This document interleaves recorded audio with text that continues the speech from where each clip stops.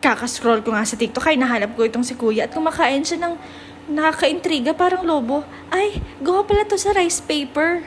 Rice paper wrapper. Teka, parang meron kami niyan ah. Oh, binake niya. Tapos bigla itong lumobo. Ang galing naman nun.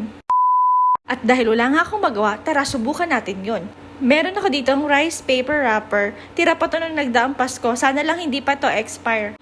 Base nga dun sa video ay gumamit si Kuya ng 2 rice paper wrapper.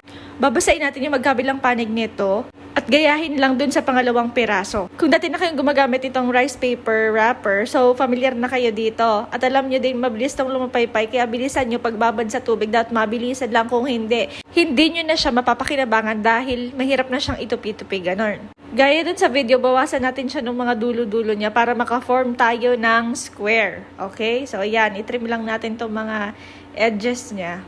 And again, dapat mabilisan lang yung galaw